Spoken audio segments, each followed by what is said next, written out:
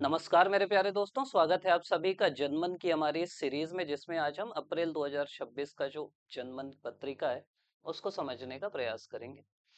Focus जो है बस्तर 2.0 है, मतलब आपको भी पता है कि नई सुबह का संकल्प, नए बस्तर का विजन।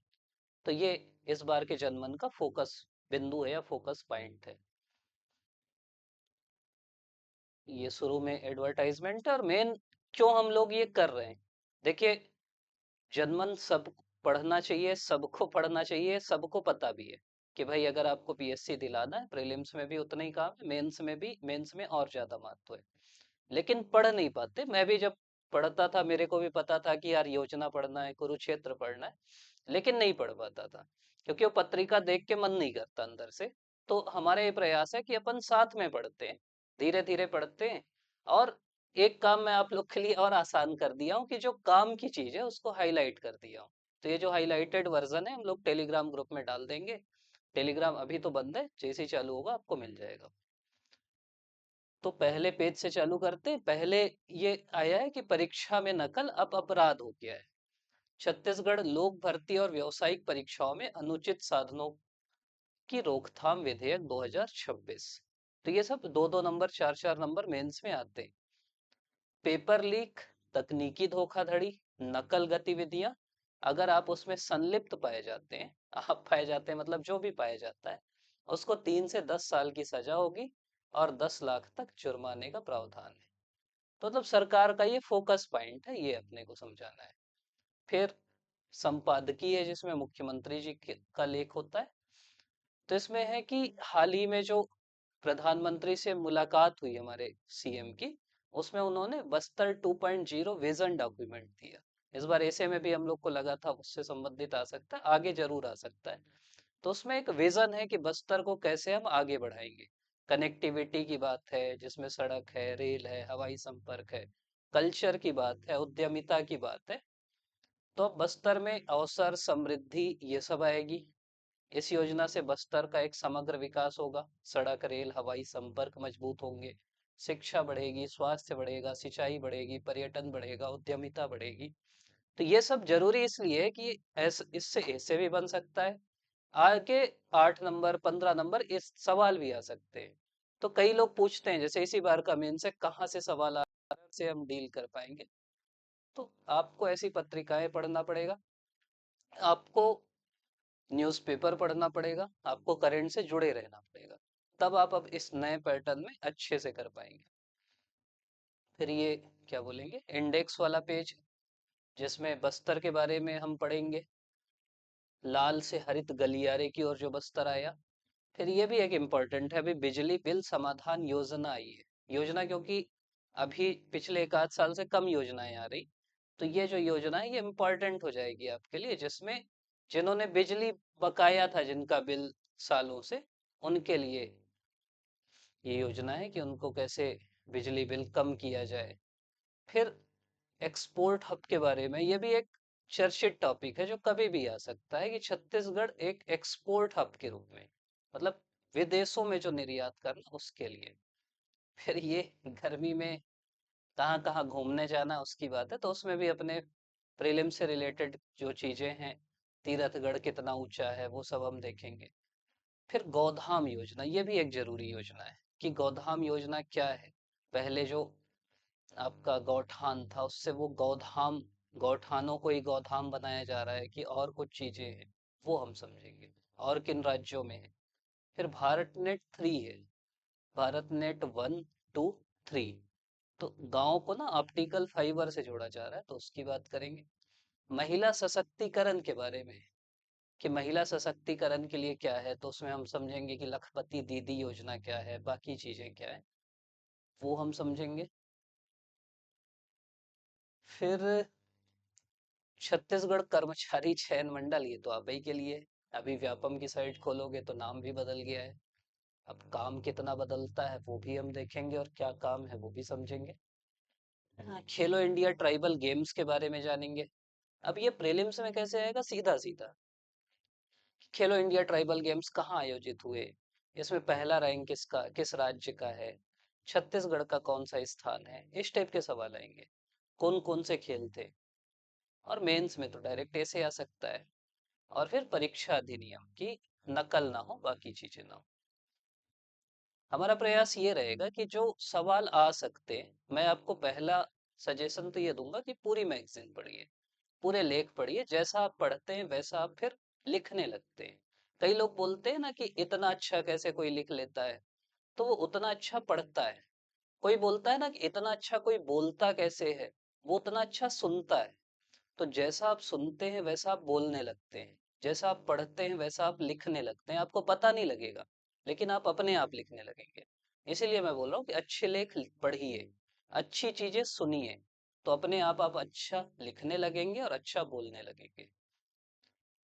तो हमारे जो मुख्यमंत्री जी है, उन्होंने प्रधानमंत्री जी से मुलाकात की और बस्तर 2.0 विजन डॉक्यूमेंट दिया। तो अगर बहुत स्टेप का सवाल आया कि किसने दिया, तो मुख्यमंत्री ने दिया, प्रधानमंत्री को दिया। और बस्तर के विकास की 360 डिग्री योजना, मतलब बस्तर का समग्र विकास, जिसमें पर्यटन भी है, बुनियादी ढांचा भी है, स्टार्टअप के बारे में भी है, कृषि के बारे में भी है, शिक्षा के बारे में भी है, नवाचार के बारे में भी है, क्या बोल कनेक्टिविटी के बारे में भी है। तो सभी चीजों में कि बस्तर का कैसे आगे विकास हो, उसके बारे में बात है। हाँ, ये चीज ध्यान रखना ये, क्योंकि इंग्लिश में HCFE²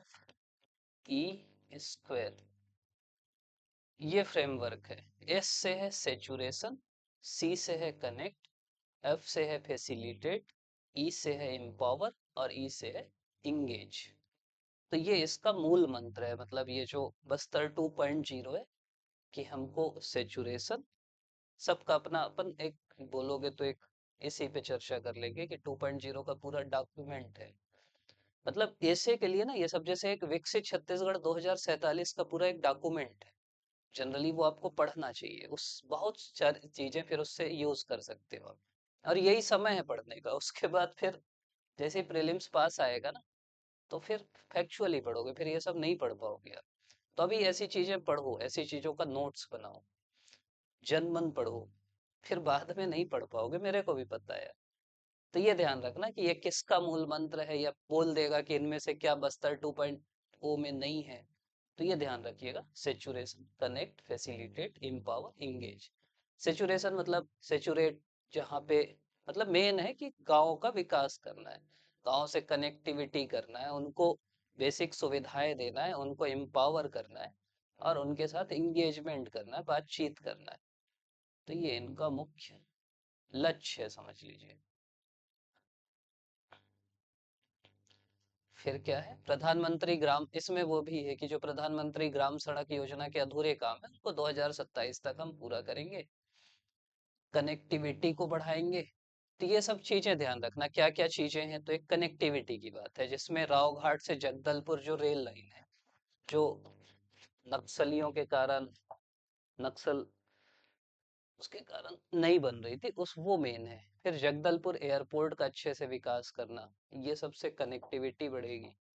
शिक्षा स्वास्थ्य की बात है, शिक्षा में स्कूल खोलेंगे, स्वास्थ्य में अस्पताल खोलेंगे।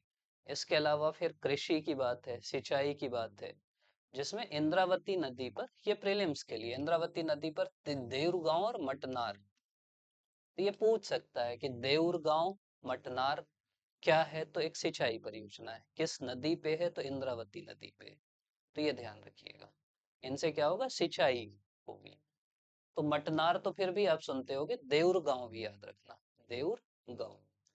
फिर पर्यटन संस्कृति की बात है, जिसमें canopy walk, adventure tourism, Bastar Pandum, अलग अलग चीजें। फिर रोजगार पे फोकस है इसमें। सरकार का लक्ष्य 2030 तक 5,000 स्टार्टअप तैयार करना। फिर एक ये बस्तर मुन्ने है, ये आप सुने होंगे, ये बहुत चर्चित कार्यक्रम है, बस्तर मुन्ने। इसमें क्या है, जैसे वो आप सुनते हैं ना कि सुशासन तिहारी या बाकी चीजें, जो बस्तर है जो पहले नक्सलवाद की गिरफ्त में था, अब जहां जिन गांवों में नक्सलवाद मुक्त हो गए, वहां सरकारी योजनाएं पहुंच सके, तो क्या होगा कि उन गांवों में शिविर लगाया जाएगा। और वहां अधिकारी खुद उपस्थित होकर लोगों की समस्या का समाधान करेंगे। उनका कोई दस्तावेज नहीं है तो दस्तावेज बनाएंगे, कोई योजना का वो लाभ नहीं ले पा रहे हैं तो देंगे। मतलब प्रशासन खुद जनता के दरवाजे तक जाएगा। यह है बस्तर मुन्ने, तक गांव में सरकारी योजनाएं तेजी से पहुंचे, जिससे बस्तर आगे जा सके, अग्रणी हो सके। तो बस्तर मुन्ने मतलब होता है बस्तर आगे। फिर पीएम का दौरा, बाकी चीजें।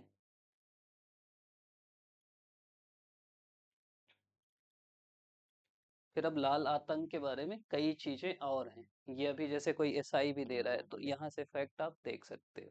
एक ये भी बोल सकता है कि घोषणा कब की गई थी कि हम 31 मार्च 2026 तक नक्सलवाद मुक्त कर देंगे। तो घोषणा हुई थी अगस्त 2024 में। याद रखना कि 2024 के अगस्त में, 15 अगस्त से रिलेट कर लेना। क्या क्या किए? सुरक्षा अभियान ठीक किए, सड़क नेटवर्क ठीक करी, संचार ठीक किए, आत्मसमर्पण किए। और उसके बाद फिर धीरे धीरे सुशासन आया बस्तर में। कहाँ से नक्सलवाद चालू हुआ था? तो नक्सलवाद चालू हुआ था पश्चिम बंगाल के नक्सलबाड़ी से 1967 में।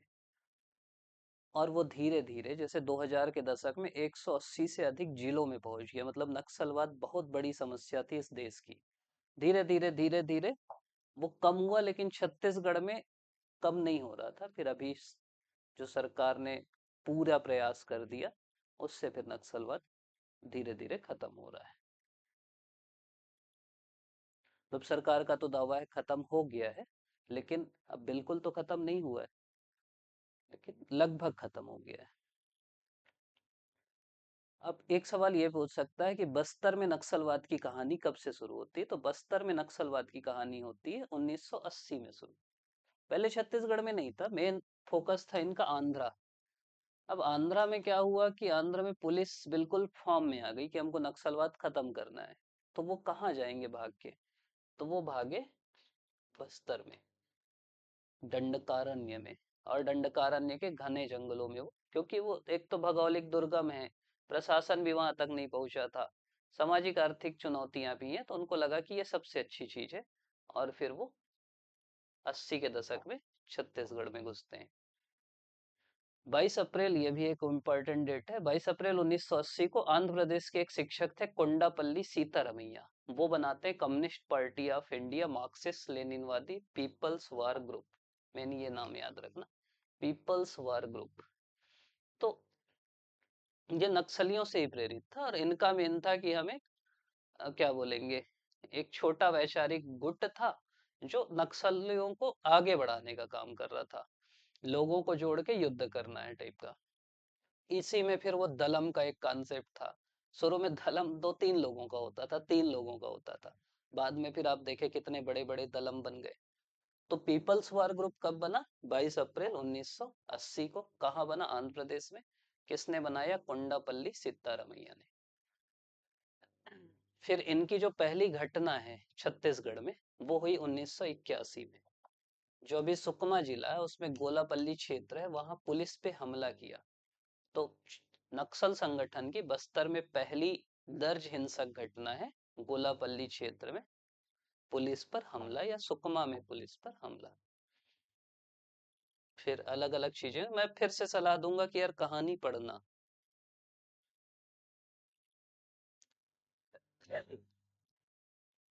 डिप्टी सीएम जिनका भी बहुत बड़ा योगदान है इस नक्सलवाद को खत्म करने में, उन्होंने बताया कि पिछले 2 वर्षों से 3000 से अधिक नक्सलियों ने आत्मसमर्पण किया। इस टाइप का डाटा आप कोट कर सकते हो मेंस में।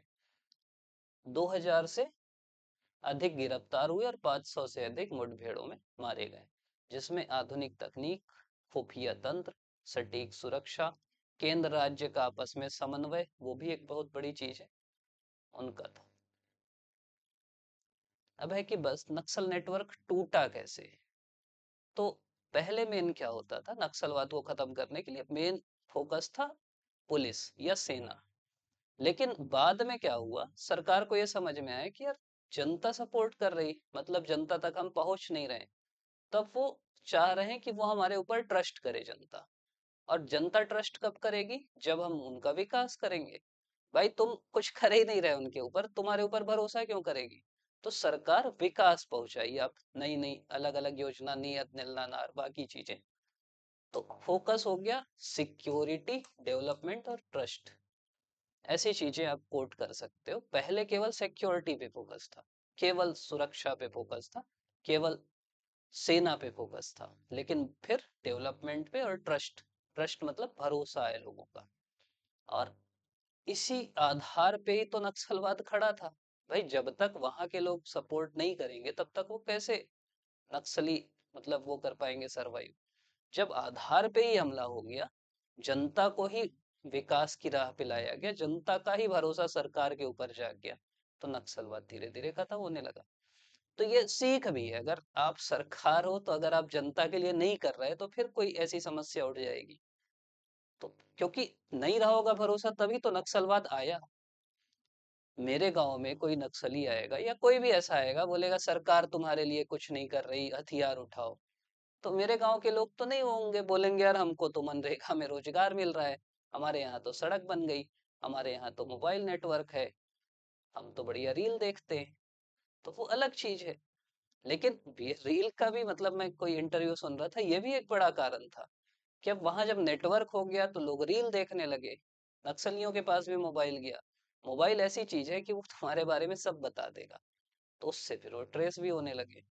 तो एक पहले मोबाइल नहीं था, नेटवर्क नहीं था, तो ट्रेस करना मुश्किल था।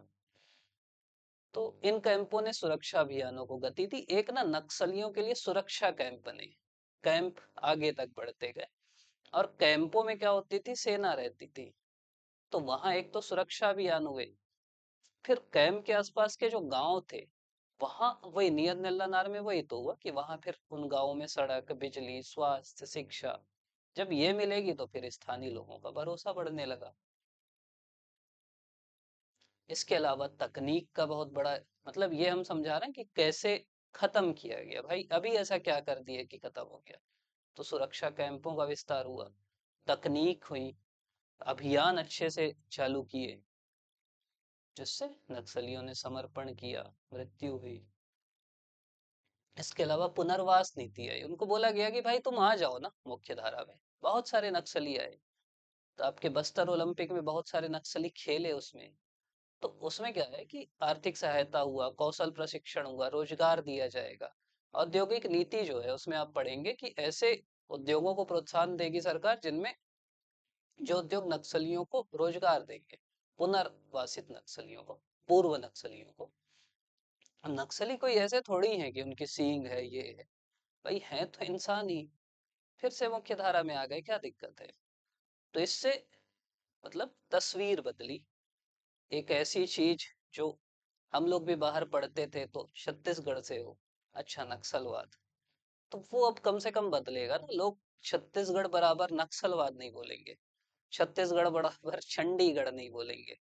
तो वो चीजें बदली कि छत्तीसगढ़ मतलब छत्तीसगढ़ कोई राज्य है, छत्तीसगढ़ ऐसा राज्य है जो नक्सलवाद खत्म किया। नहीं तो वो रायपुर उतरते थे, बोलते थे भाई रायपुर उतरेंगे तो नक्सली तो नहीं मिल जाएंगे। उनको बताना पड़ता था कि रायपुर, बिलासपुर ये अलग है भाई, नक्सली उधर रहते हैं, तुम जाओगे तो भी कुछ नहीं करते, अच्छे लोग हैं। से प्रेम से बताना पड़ता था। फिर वही सड़क हुआ, मोबाइल नेटवर्क, शिक्षा, स्वास्थ्य, रोजगार। मेन यही है कि जब जनता तक ये सब पहुंचा तो फिर जनता में भरोसा आया।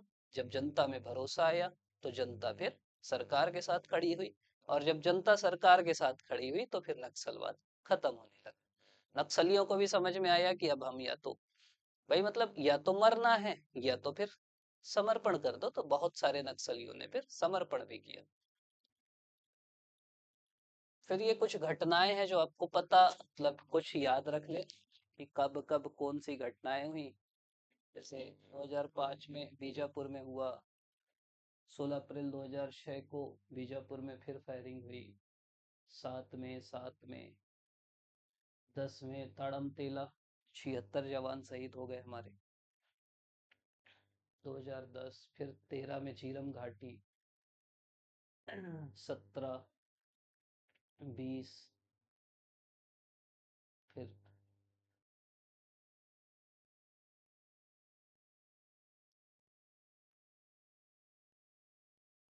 मतलब है। तो मेरे एक सीनियर खूब अच्छे सीनियर, हम लोग नवोदय में पढ़ते थे। दीपक भारद्वाज नाम है उनको, पुरस्कार भी मिला मरणोपरांत। वो भी यही नक्सल हमले में शहीद हुए। तो वही चीज है कि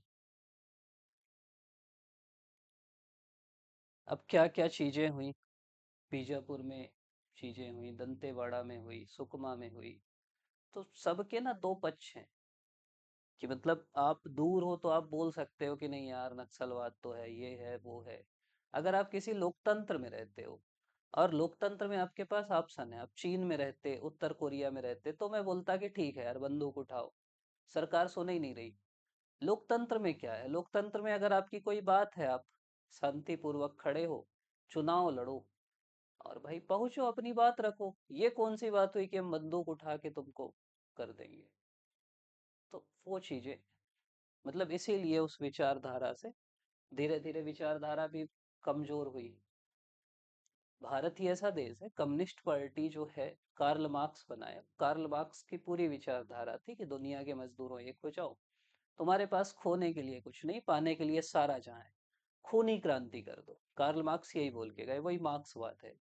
भारत में पहली बार कम्युनिस्ट पार्टी है, वो चुनाव लड़ गई।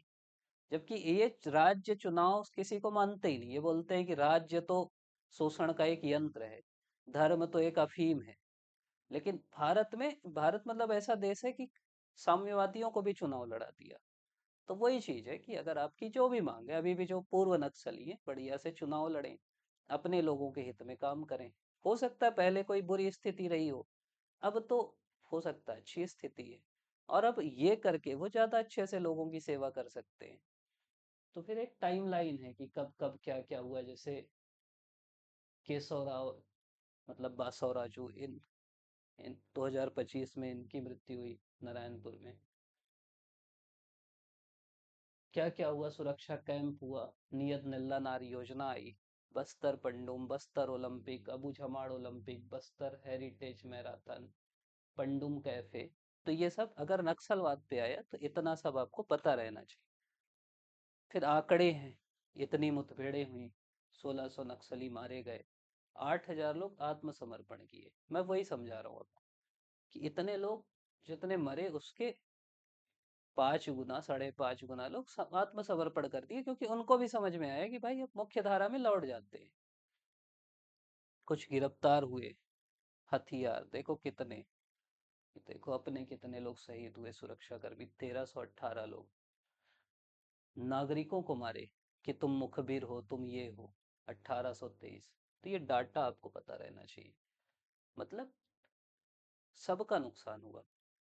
कैंपों से क्या हुआ, शिक्षा, स्वास्थ्य, पीडीएस, बिजली, बैंकिंग, आंगनबाड़ी, मूलभूत सुविधाएं जो हैं वो जनता तक पहुंची। नए कैंप जो संवेदनशील इलाके बीजापुर, नारायणपुर, सुकमा, इनमें स्थापित किए गए। कौन कौन से माओवादी मुठभेड़ में मारे गए, बासौराव, बसवराजू नारायणपुर के जंगल में मारा गया। फिर जयराज उर्फ चलपति, विवेक उर्फ प्रयाग मांझी, गजराला, मनोज, राजू, मड़वी हिड़मा, जिसका एक आतंक था। फिर ये आत्मसमर्पण किए। तो इनके आप जैसे फुर्सत हो ना, इनके इंटरव्यू देखना जो समर्पण किए कई नक्सलियों के, उससे भी आपको कुछ समझ में आएगा। फिर एक टाइम लाइन है बस्तर में। 1980 में क्या हुआ, आंध्र प्रदेश के शिक्षक जो कोंडापल्ली सीतारमैया हैं, उन्होंने पीपल्स वार ग्रुप की स्थापना की, और वो बोले कि दंडकारण्य में अब इसको फैलाते हैं। 81 में सुकमा जिले के गोलापल्ली में पुलिस पे हमला हुआ, एक पहली घटना थी।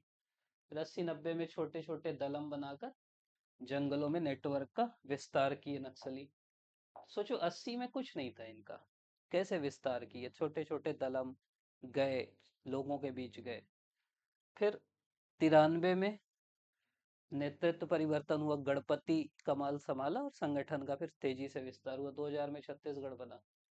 2004 में पीपल्स वार ग्रुप और माओवादी कम्युनिस्ट सेंटर के विलय से सीपीआई माओवादी का गठन हुआ। इससे नक्सलवाद और तेजी से आगे बढ़ने लगा। फिर 2005 से 10 में बस्तर में भी सलवा जुडूम आंदोलन चालू हुआ। तड़मतेला में घटना हुई। 13 में झीरम घाटी की घटना हुई। 14 के बाद नक्सली अभियान चालू हुए। और 31 मार्च 2026 को छत्तीसगढ़ में सशस्त्र नक्सलवाद का प्रभाव समाप्त हुआ। सशस्त्र शब्द है। हम्म। अब है बिजली बिल, वही मैं बोल रहा था, बिजली बिल समाधान योजना आई 2026। इसमें क्या है कि प्रदेश के जो 28,22,000 उपभोक्ता हैं उनको राहत दी गई। इसमें क्या है कि आपका अगर बिजली बिल बकाया है तो पहली तो उसमें छूट दी जाएगी। जैसे मान लो आपका बिजली बिल 5,000 है तो छूट करेंगे। दूसरा, जो बचा भी उसको आप किस्तों में दे सकते हो। इससे क्या है, एक तो लाभ मिलेगा, दूसरा एक पारदर्शिता आएगी, लोगों का भरोसा आएगा। तो यही है आपकी बिजली बिल समाधान योजना। किसके किसके लिए है, कब चालू हुआ? तो 12 मार्च को चालू हुआ। कहाँ से चालू हुआ? रायपुर से चालू हुआ। ये योजना घरेलू उपभोक्ताओं के लिए, बीपीएल उपभोक्ताओं के लिए और कृषि श्रेणी के उपभोक्ताओं के लिए।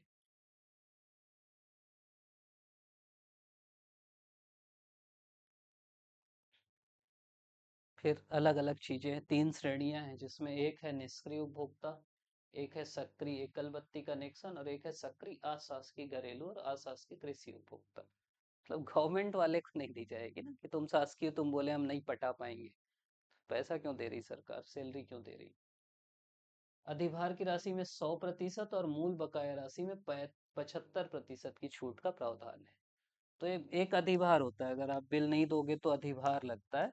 उसमें तो 100% छूट है कि भाई हम जो भी अधिभार लिए वो छोड़ देंगे। और जो बकाया राशि है उसमें 75% की छूट है। अब आपको अगर लाभ लेना है तो आप क्या कर सकते हो? लाभ लेने के लिए क्या कर सकते हो, आपको पंजीयन कराना है, 10% राशि भुगतान करना है। और बाकी जो भी राशि है वो आप किस्तों में दे सकते हो। आपके घर के आसपास भी कोई है, 30 जून तक ये प्रभावशाली है। तो अभी भी समय है, आप ऐसा कर सकते हो। किसी का भी बिजली बिल जाता है बकाया है तो 10% जमा करके आवेदन लगा दे और सरकार उसको माफ करेगी। बिजली बिल समाधान योजना यही है। इसमें करीब 8.79 करोड़ की सब्सिडी मिलेगी।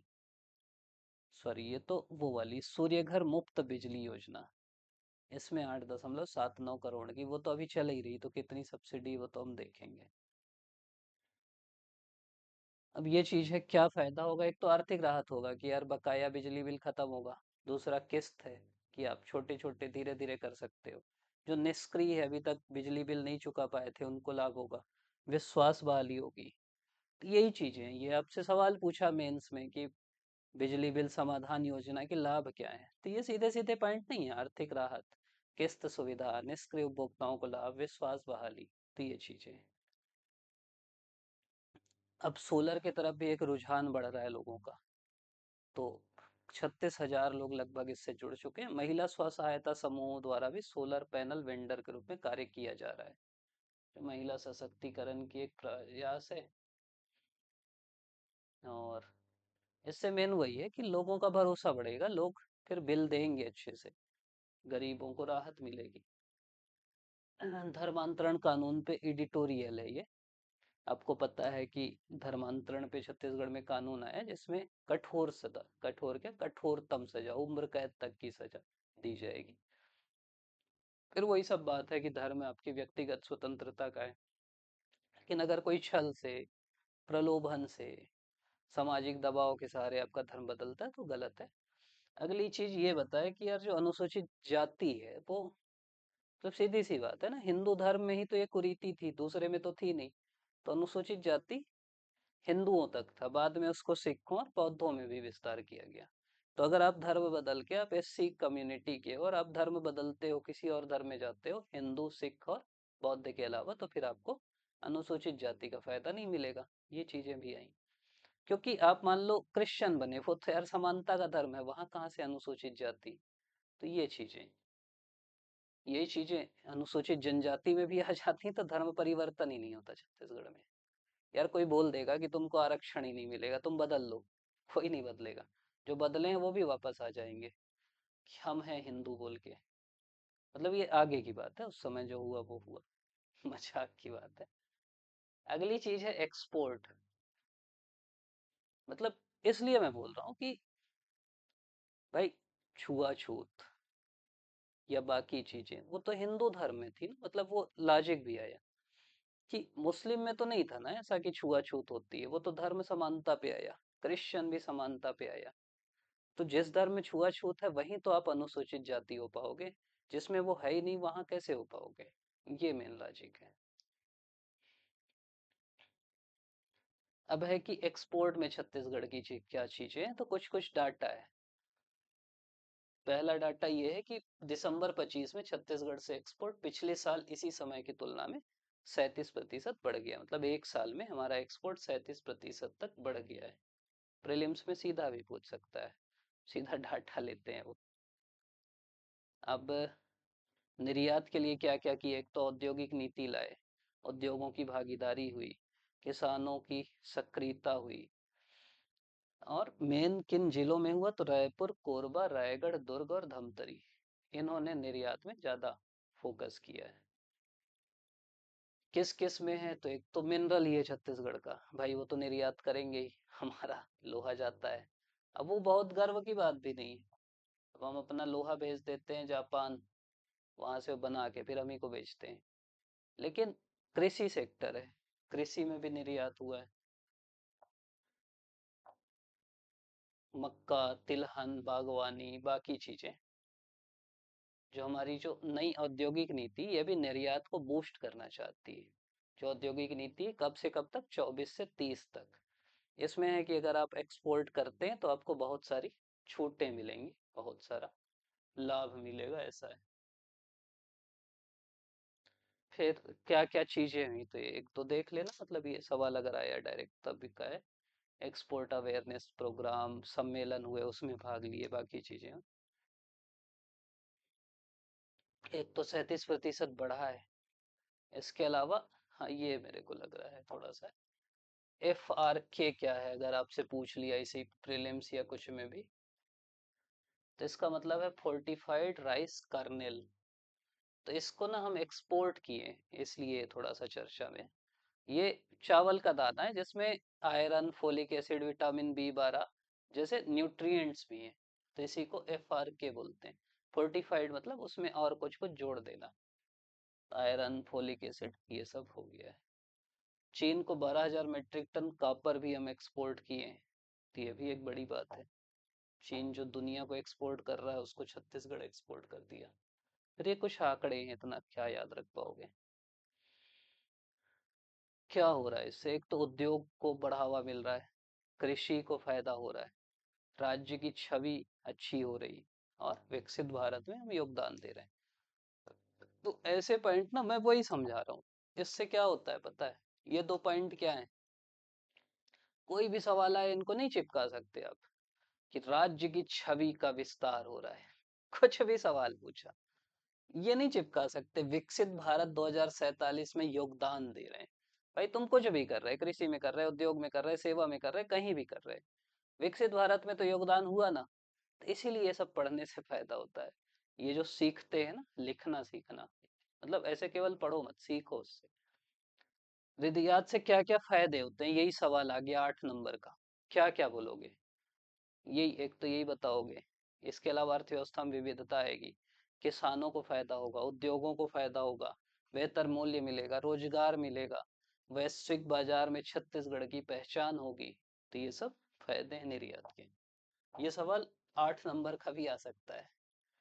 फिर क्या क्या प्रयास किए गए, तो वही औद्योगिक नीति में हम लेके आए कि अगर आपको अप्रूवल सर्टिफिकेशन में 50% फीस सरकार देती है आपको। इसके अलावा जो मैन्युफैक्चरिंग यूनिट हैं उनमें अगर आप शिपमेंट करेंगे तो 50% मिलेगा। और जो एक्सपोर्ट प्रोडक्ट से जुड़े जो पैकेजिंग है उनमें भी सब्सिडी दी जाएगी। अब ये तो यार गर्मी निकल गई, लेकिन फिर भी घूमने का मन है, घूमो, छत्तीसगढ़ तो घूमना चाहिए। हम नहीं घूमेंगे तो दूसरे क्या घूमेंगे भाई। अपन प्लान कहाँ का बनाते हैं पता है, वाइजैक जाते हैं, पचमढ़ी जाते हैं, शिमला जाते हैं, गोवा जाते हैं, मतलब बाहर ही जाते हैं।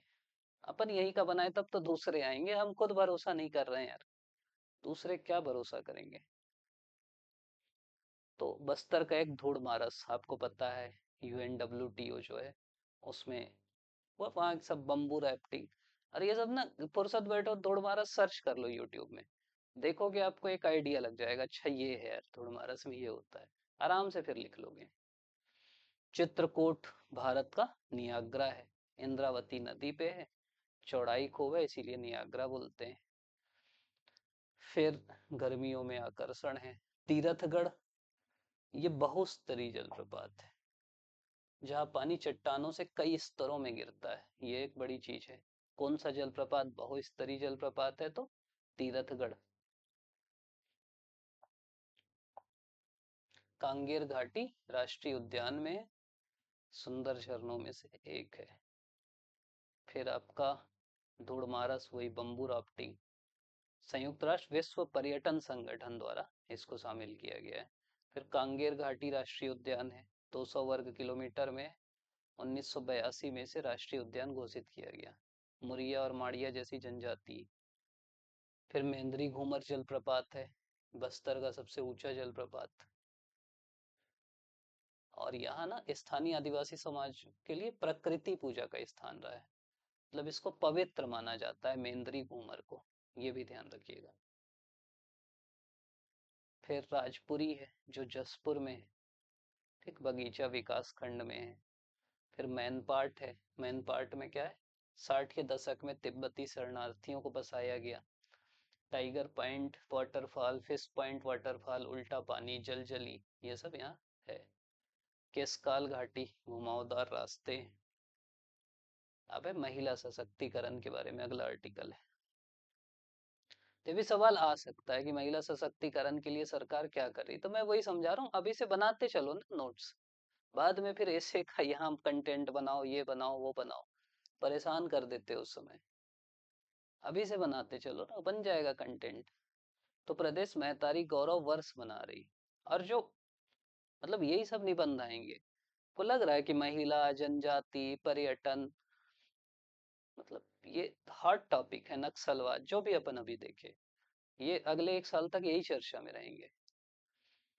तो एक तो महतारी वंदन योजना है, 70 लाख महिलाओं को 1,000 रुपए मंथली दिया जा रहा है। फिर पंचायती राज संस्थाओं में भागीदारी है, लोकसभा में जो 33% आरक्षण है उसकी बात है। तो क्या क्या सरकार कर रही है उसकी बात है। 26-27 के बजट में 8200 करोड़ रुपए का प्रावधान किया गया, ये भी दिखाता है महिला सशक्तिकरण की बात। महतारी वंदन योजना। फिर क्या है, मुख्यमंत्री कन्या विवाह योजना, कि जो जरूरतमंद वर्ग हैं उनके लिए वरदान है। अभी विधायक बेमेतरा के विधायक जो हैं वो भी इसी में शादी किए, तो ये भी एक अच्छी पहल है ना, कि ऐसा नहीं कि वो ये दिखाए कि भाई ये नहीं कि गरीब लोग कर रहे हैं, ये अच्छी चीज है कि आपका खर्च नहीं हो रहा है, समाज उसको अच्छे से अपना रहा है। और शादी में कितना खर्च हो जाता है, खासकर कोई गरीब बेटी का जो पिता है, वो मतलब कितना कर्ज लेके शादी करता है, तो समाज में मान्यता है कि भाई ये तो करना ही पड़ेगा, तो उसके लिए ये योजना है, कितनी अच्छी योजना है। और उसके अलावा प्रत्येक जोड़े को सहायता भी दी जाती है, 50,000 रुपए। जो सामूहिक विवाह विवाह रायपुर में हुआ, 6,412 जोड़े वैवाहिक बंधन में जोड़े, उसको दर्ज भी किया गया, golden book of world record में दर्ज किया गया। यूनिटी मॉल, यूनिटी मॉल में महिलाओं को बाजार से जोड़ने की बात की जा रही, मतलब महिलाओं के लिए ये बाजार रहेगा जहां वो अपने उत्पादों को बेच सकती हैं। फिर लखपति दीदी योजना, लखपति दीदी, 8 लाख से ज्यादा महिलाएं लखपति दीदी बन चुकी। लखपति मतलब जिनकी आय 1 लाख या उससे ज्यादा हो, तो 10 लाख लोगों को जोड़ने की बात है। इसके अलावा सखी वन स्टॉप सेंटर है। सखी वन स्टॉप सेंटर वो है जहाँ कोई भी महिला जिसके साथ कोई अत्याचार हुआ है, कोई अन्याय हुआ है, उसको सहायता दी जाएगी। मान लो कोई उसको दिक्कत है तो इलाज किया जाएगा, उसको कानूनी सहायता दी जाएगी, बाकी चीजें दी जाएगी। तो ये भी एक योजना है। तो ये सब योजना ध्यान रखना। फिर आ सकता है ना कि महिला सशक्तिकरण के लिए सरकार की कौन कौन सी योजना है, तो ये सब फिर आपको याद आना चाहिए कि लखपति दीदी है, महतारी वंदन है, तो केवल महतारी वंदन सोचोगे खत्म कर दोगे, ये मेंस के सिलेबस में भी है। तो ये इसे करंट से अपडेट करना है, मैं ये समझा रहा हूँ। तुम पुरानी किताब पढ़ते रहोगे, पढ़ते ही रहोगे, फिर कोई फायदा नहीं होगा। महतारी सदन है, ये भी तो एक बड़ी चीज है कि 368 महतारी सदनों का निर्माण करने की बात हो रही। महिलाओं के लिए प्रशिक्षण होगा, संवाद होगा, रजिस्ट्री शुल्क में छूट है, 50% की छूट है, जिससे महिलाओं के नाम से रजिस्ट्री की जाए, संपत्ति ली जाए। सखी वन स्टॉप सेंटर है। और ये देखो, ये और जरूरी चीज है कि छत्तीसगढ़ इस व्यवस्था के लिए एसओपी लागू करने वाला देश का पहला राज्य बन गया है। मतलब एसओपी मतलब एक स्टैंडर्ड प्रोसीजर कि कैसे कैसे क्या होगा। यहाँ कोई भी हिंसा, उत्पीड़न या संकट का सामना करने वाली महिला आ सकती है, चिकित्सा का फायदा मिलता है, मनोवैज्ञानिक परामर्श मिलता है, कानूनी सहायता मिलती है। ये 4 नंबर का सवाल आराम से आ सकता है, एक आध बार आया भी है, इससे उत्तर हो जाएगा। तो जनमन भले आप लोग हल्के में लेते हो, विहान योजना इकोनॉमिक्स का है ये। अब ये डाटा यार लिख लो ना यार, पेपर में लिख दोगे छा जाओगे। 42,878 महिला स्व सहायता समूह को 129.46 करोड़ रुपए का ऋण लाभ मिला। फिर रेडी टू ईट में पहले महिला स्व सहायता समूह को मिलता था, बीच में हटा दिया गया, अभी रायगढ़ जिले से फिर शुरू किया गया। तो ये सवाल भी पूछ सकता है वन लाइनर कि कहाँ से चालू किया गया रेडी टू ईट में महिला स्व सहायता समूह को सौंपने का काम, किस जिले से? तो रायगढ़। प्रधानमंत्री मातृत्व वंदन योजना, तो इसके क्रियान्वयन में छत्तीसगढ़ देश में फर्स्ट रैंक में।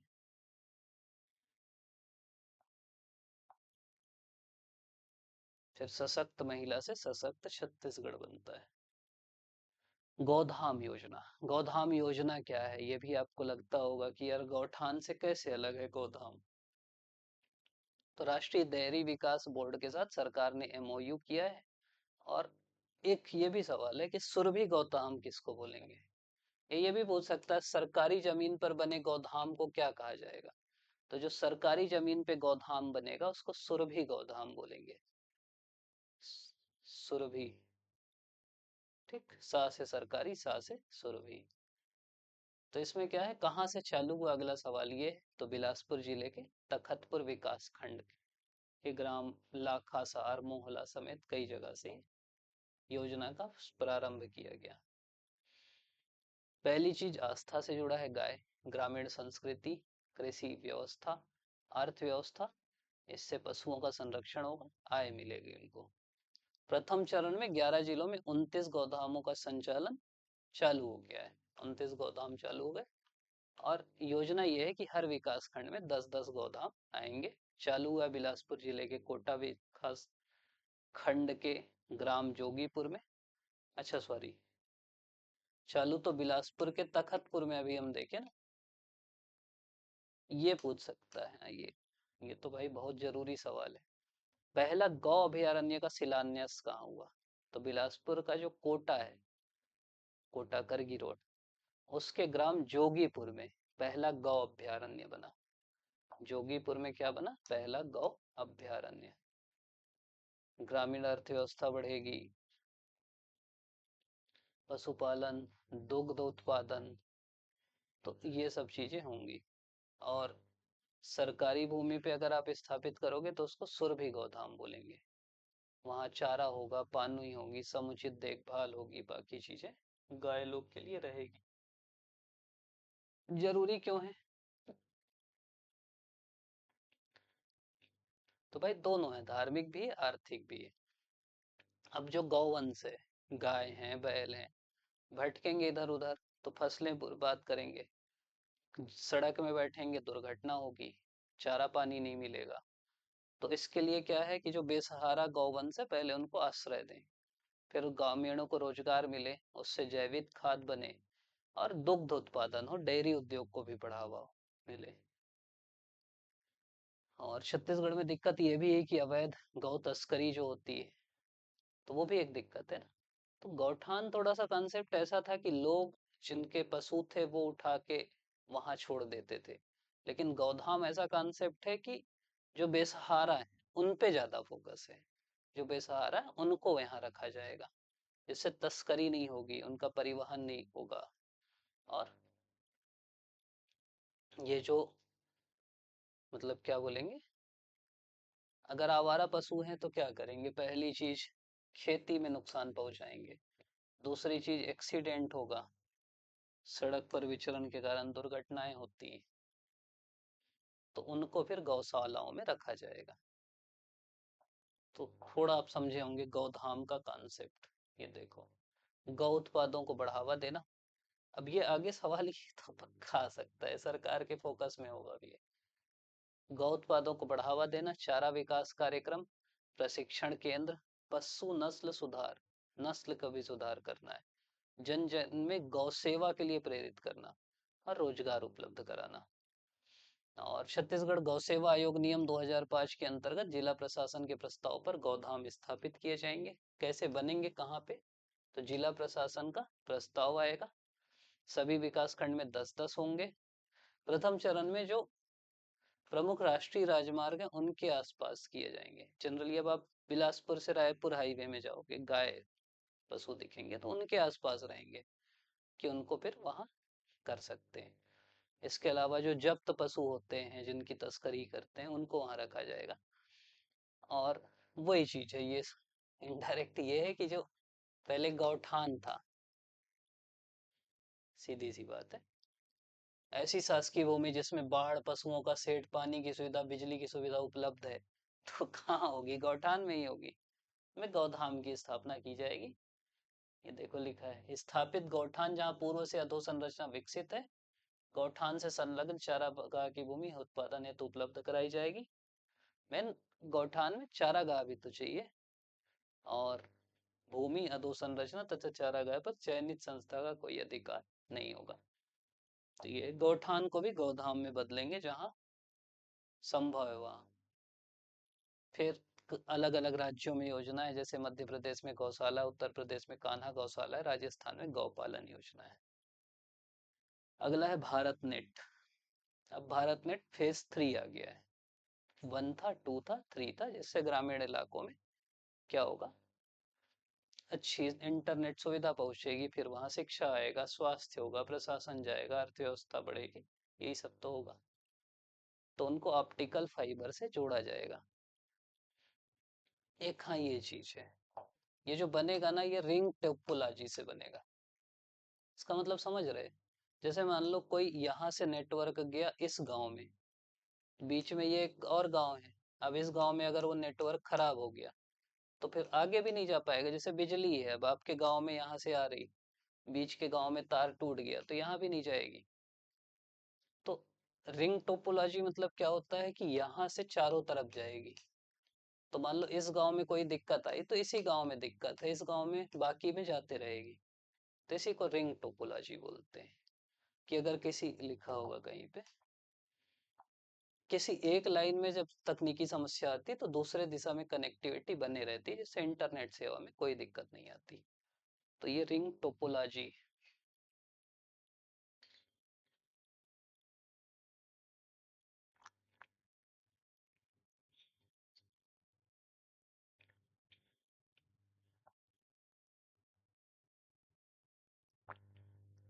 इससे क्या क्या फायदा होगा, पहले तो सरकार की योजनाएं जाएंगी, ई गवर्नेंस योजना। दूसरा शिक्षा जाएगी, मतलब इंटरनेट से क्या होगा, ई गवर्नेंस, ये सब मेंस के टॉपिक हैं, मैं वही समझा रहा हूँ। ग्रामीण शिक्षों में ऑनलाइन शिक्षा, स्वास्थ्य, उसमें भी टेली मेडिसिन, कि आप जाओ वीडियो कॉन्फ्रेंसिंग करके कर लो। फिर युवाओं को जोड़ेंगे, उद्यमियों के लिए अच्छी चीजें होंगी, डिजिटल अर्थव्यवस्था आएगी, शिक्षा में क्रांति आएगी, आदिवासी बच्चे ऑनलाइन शिक्षा ले सकेंगे, स्वास्थ्य पहुंचेगा, रोजगार पहुंचेगा, प्रशासनिक सेवाओं में पारदर्शिता आएगी, सुरक्षा पहुंचेगी, प्रशासन और सुरक्षा बलों के बीच समन्वय आएगा। फिर वही ऑनलाइन, किसानों को फायदा होगा, ऑनलाइन मंडी भाव, व्यापारियों को फायदा होगा, बस्तर में खूब ज्यादा इसका लाभ भी मिला भी। फिर छत्तीसगढ़ कर्मचारी चयन मंडल से पारदर्शी भर्ती व्यवस्था की शुरुआत हुई है, ये तो आप लोग को पता ही है। ये कर्मचारी चयन मंडल क्या करेगा, तृतीय और चतुर्थ श्रेणी के जो भी पद हैं उनके लिए एग्जाम लेगा। इसमें फायदा ये है कि इससे क्या होगा कि जैसे मान लो 3-4 पोस्ट अभी तक अलग अलग आती थी, चारों की मानदंड एक ही है, योग्यता एक ही टाइप की है। तो ये क्या करेगा, एक साथ चारों के एग्जाम ले लेगा। तो उससे फिर एक पारदर्शिता आएगी, कैंडिडेट को भी फायदा होगा यार, एक साथ तैयारी करो, एक साथ बार बार फॉर्म भरो, ये करो वो करो, वो सब दिक्कतें नहीं होगी। पारदर्शी होगी, सरल होगी, विश्वसनीय होगी। एक चीज और है कि नियमित कैलेंडर आएगा, कैलेंडर व्यापम का तो आ ही गया है, पीएससी का नहीं आया। पुरानी व्यवस्था पहले जो अलग अलग विभाग स्तर पे भर्तियां निकालते थे, तो अलग अलग आवेदन होता था, अब वो खत्म होगा। अलग अलग समय पे परीक्षा होती थी, वो सब खत्म होगी इससे। तो कई पदों के लिए एक ही टाइप की परीक्षा हो जाएगी। और इसके अलावा इसमें एक अध्यक्ष होंगे, अधिकतम 3 सदस्य होंगे, सचिव होंगे, परीक्षा नियंत्रक होंगे। देखो ये पहले तो पारदर्शी भर्ती प्रणाली होगी, नकल की संभावना कम होगी, बाकी चीजें। दूसरा समयबद्ध होगा, मतलब यही सब ना पॉइंट हैं, पूछ ही सकते हैं यार ये भी। समयबद्ध मतलब नियमित परीक्षा होगी, कैलेंडर है उसके हिसाब से सब होगा। तीसरा है एक समान चयन प्रक्रिया होगी, समान योग्यता वाले पद हैं तो एक साथ हो जाएगी। कम खर्च और कम जटिलता होगी, अलग अलग आवेदन नहीं करना पड़ेगा। ग्रामीण और दूरस्थ क्षेत्रों के युवाओं को अवसर मिलेगा, समान अवसर मिलेगा। कर्मचारी चयन मंडल की स्थापना से राज्य को युवाओं कई स्तर पे लाभ मिलेगा। जनजाति अस्मिता, गौरव और प्रतिभा का उत्सव। बस्तर ओलंपिक के बाद खेलो इंडिया ट्राइबल गेम्स का आयोजन हुआ। तो फिर वही है, स्वस्थ शरीर में स्वस्थ मन होता है। 25 में बस्तर ओलंपिक हुआ, 26 में 25 मार्च से 3 अप्रैल तक कहाँ कहाँ हुआ, पहला सवाल। प्री में अगर मतलब वनडे में आया तो रायपुर, जगदलपुर और सरगुजा में हुआ। कब हुआ, 25 मार्च से 3 अप्रैल तक हुआ। छत्तीसगढ़ के खिलाड़ियों ने 10, 3 स्वर्ण, 10 रजत और 6 कांस्य मिला के कुल 19 पदक, 3 गोल्ड, 10 सिल्वर और 6 कांस्य, मतलब टोटल 19। और हमारा रैंक था 9th, छत्तीसगढ़ का 9वां स्थान। ये भी पूछ सकता है। फर्स्ट किसका था, तो कर्नाटक का पहला स्थान था। फिर वही है कि प्रतिभा की बात है, गांव में भी प्रतिभा है। फिर मुख्यमंत्री जी ने ऐलान किया कि जनजाति बेटी बेटियों के लिए व्यक्तिगत विधा में स्वर्ण पदक जीतने पर 2 लाख, रजत पे 1.5 लाख और कांस्य पे 1 लाख। दली विधा में 75,000 और 50,000। और जनजातीय एथलीटों के लिए भारत का पहला राष्ट्रीय बहु खेल आयोजन भी था, तीरंदाजी, हॉकी, फुटबॉल, ये सब अलग अलग चीजें हुई। इसका मैस्कॉट कौन था, तो उसका नाम था मोर वीर। और पहले बस्तर ओलंपिक हुआ, उसी से फिर हुआ कि अब ट्राइबल गेम्स करते हैं। बस्तर ओलंपिक में आत्मसमर्पित नक्सलियों ने भी भाग लिया था। और उसमें कहा गया कि अगर हमारे यहाँ से कोई ओलंपिक में हिस्सा लेता है छत्तीसगढ़ राज्य से, तो 21 लाख प्रोत्साहन दिया जाएगा। और स्वर्ण पदक जीतने पे 3 करोड़, रजत पे 2 करोड़, कांस्य पे 1 करोड़ का पुरस्कार, ये मुख्यमंत्री जी ने घोषणा की थी। अब वल्लभाचार्य जी के बारे में ये अपन मेंस में पढ़ते हैं। भक्ति आंदोलन के प्रमुख ये संत हैं। छत्तीसगढ़ के चंपारण में इनका जन्म हुआ। पुष्टि मार्ग की बात करते हैं तो वल्लभाचार्य रुद्र संप्रदाय की स्थापना करते हैं। पिता का नाम लक्ष्मण भट्ट था, माता का नाम इलम्मा था। काशी के हनुमान घाट में इन्होंने जल समाधि ली। वेद उपनिषद ये सब पढ़े और अद्वैत वेदांत का खंडन किया। इनका जो मत था उसको बोलते हैं शुद्ध अद्वैतवाद, शुद्ध अद्वैतवाद। ग्रंथ कौन कौन सा रचे, षोडश ग्रंथ सहित ब्रह्मसूत्र, अनुभाष्य। ये मतलब सीधा पूछ सकता है ये किसकी रचना है, तो ये ध्यान रखना। ब्रह्मसूत्र, अनुभाष्य, सुबोधिनी टीका, मधुराष्टकम, ये सब इन्होंने लिखा। गृहस्थ में इनका वही था कि गृहस्थ होके भी तो आप मोक्ष ले सकते हो। पुष्टि मार्ग वाली बात की है कि हर आदमी को भगवान, मतलब भगवान की भक्ति करो, भगवान खुद आपको मोक्ष देंगे। इसके अलावा ये सूरदास परमानंद जैसे कवियों ने उनके दर्शन को काव्य रूप में वर्णित किया। गोवर्धन पर्वत पर श्रीनाथ जी यानी कृष्ण जी के बाल स्वरूप की पूजा अर्चना को पुनर्जीवित किया। गोवर्धन पर्वत में जो कृष्ण जी की पूजा करने की प्रथा है, वो यही चालू की है। और बोले कि भगवान को अपने परिवार का सदस्य मान के सेवा करना चाहिए भगवान की। फिर माओवाद के बारे में ये लेख है राजीव रंजन प्रसाद जी का। इनकी अभी एक किताब भी है, ये कमेंट में लिखना, अभी अभी उसके मुख्यमंत्री बाकी लोग उसका वो किए, तो आ सकता है वो आपके एग्जाम में, करंट में तो आ ही सकता है। तो ये वही सब बताए हैं कि कैसे कैसे माओवादी के जो भी महासचिव हैं, पोलित ब्यूरो, सब निष्क्रिय हो गए हैं। शुरू में तेभागा आंदोलन बताए, फिर नक्सलवाड़ी आंदोलन बताए, फिर 1970 के दशक में जो operation steeple chase staple chase जैसे अभियानों से कोशिश हुई, लेकिन ये खत्म नहीं हो पाया। फिर बस्तर में 80 में चालू हो गया पीपल्स वार ग्रुप और बाकी चीजें, और नक्सलवाद खत्म हो रहा है। नक्सलवाद पे ही है वो किताब। परीक्षा अधिनियम, राज्य में नकल और पेपर लीक पर कड़े प्रावधान है, 3 से 10 वर्ष तक की सजा है, 10 लाख से 1 करोड़ तक का जुर्माना है अगर आप नकल करेंगे या पेपर लीक करेंगे। तो क्या कानून है इसमें? पहला है 3 से 10 वर्ष तक की सजा और 10 लाख रुपए का जुर्माना, संगठित अपराध अगर आप करते हैं। एक तो है कि मैं अकेले नकल कर रहा हूँ, एक है कि नकल करवा रहा हूँ, पूरा मेरा गैंग है, तो उसमें 1 करोड़ तक का जुर्माना और संपत्ति भी जब्ती है। इसके अलावा आपका परीक्षा परिणाम रद्द हो जाएगा। और अगर नकल होती है तो जो एजेंसियां हैं, जो आईटी सेवा प्रदाता हैं, जो परीक्षा केंद्र के प्रबंधक हैं, वो जवाबदेह होंगे। मामलों की जांच उप निरीक्षक से नीचे के अधिकारी द्वारा नहीं की जाएगी, मतलब बड़े अधिकारी के द्वारा की जाएगी, जिससे विश्वसनीयता रहे। इसके अलावा विशेष जांच एजेंसियों को भी सौंप सकती है। राज्य लोक सेवा आयोग, व्यापम और विभिन्न विभागों, निगमों, मंडलों द्वारा सभी परीक्षाओं पर लागू है। तो ये जो 5-6 पॉइंट है ना, बस इतना याद रख लेना, अगर आए तो यही लिखना है आपको।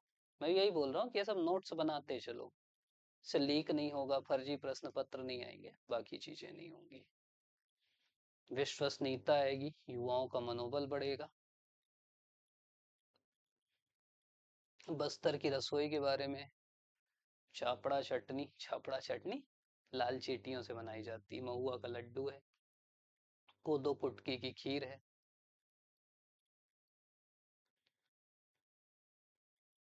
इसके अलावा फिर संविधान की बात है, डॉक्टर अंबेडकर की बात है कि डॉक्टर अंबेडकर की जयंती में जो अलग अलग कार्यक्रम हुए, जो उन्होंने संविधान की प्रारूप समिति के अध्यक्ष थे, उन्होंने जो योगदान दिया संविधान के निर्माण, वो सब बातें हैं।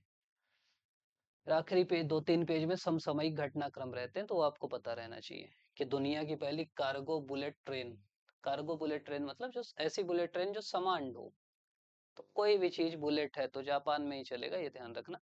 जेवर एयरपोर्ट का उद्घाटन कहाँ हुआ? तो ये एयरपोर्ट नोएडा में बन रहा है। इसके अलावा इंडोनेशिया ना अपने देश में 16 साल से कम उम्र के बच्चों के लिए सोशल मीडिया बंद कर दिया। तो सीधा इसी सवाल आता है, किस देश ने 16 साल से कम बच्चों के लिए सोशल मीडिया बंद कर दी? आंध्र प्रदेश की एकमात्र राजधानी क्या बनी? तो कौन सी बनी? अमरावती।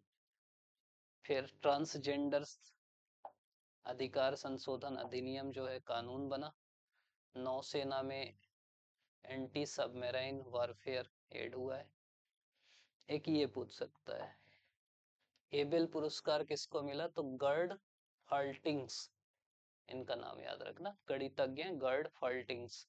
ये दुर्लभ है जिनको एक तो एबेल भी मिला और फील्ड्स मेडल भी मिला है, ये दोनों प्राइज मिला है। एबेल को ना गणित का नोबेल प्राइज बोलते हैं।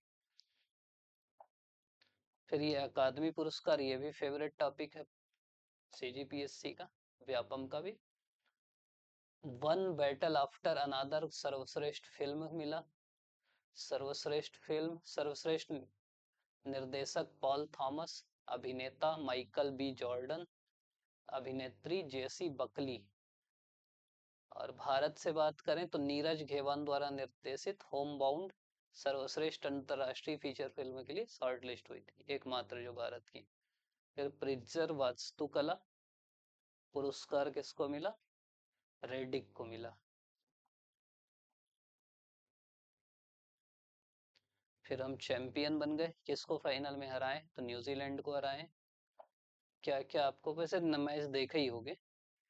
T20 विश्व कप हुआ, हम पहली टीम जो 3 बार जीते हैं। और कहाँ हुआ? तो भारत और श्रीलंका में हुआ। कब कब इससे पहले जीते थे? 7 में और 24 में जीते थे।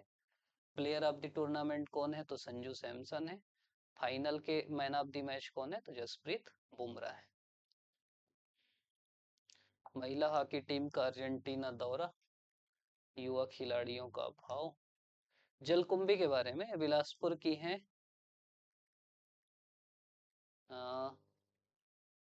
नीरजा सक्सेना। ये ना जलकुंभी जनरली अपन उसको बोलते हैं कि कोई काम की नहीं है। इससे वो हैंडलूम, साड़ी, बायोडिग्रेडेबल पेपर, सजावटी चीजें ये तैयार की हैं।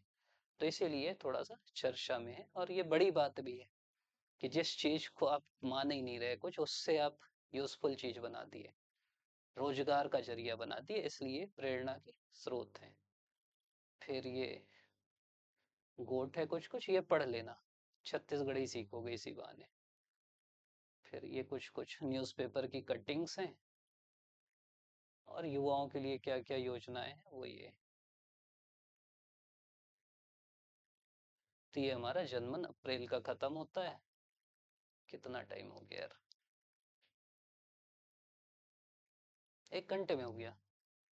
तो ठीक है, आप लोग अभी तक देख रहे हैं, इसके लिए बहुत बहुत धन्यवाद। मैं कोशिश करता हूँ एक हम लोग मतलब चालू कर रहे हैं कि यार MCQ आप साथ साथ लगा सको। तो मैं अगर हो सकेगा ना तो जनमन के जो सवाल हैं इनको बोलता हूँ कि यार इससे जितने भी प्रीलिम्स के लिए सवाल बन सकते हैं, 20-25 सवाल, उनका एक टेस्ट सीरीज टाइप का बना के, वो ऐप आपको अभी मिल जाएगा कुछ दिन में, टेस्टिंग में है, कई लोग उसमें जुड़ भी गए। तो उस ऐप में आप डायरेक्ट इसके सवाल हल कर सकते हो। तो उससे आपकी प्रैक्टिस भी हो जाएगी। आप ये वीडियो देखिए, आप बुक आपको टेलीग्राम में डाल देंगे, वहां से पढ़ लीजिए। हाईलाइटेड बुक है, हाईलाइटेड चीजें ही पढ़ लीजिए।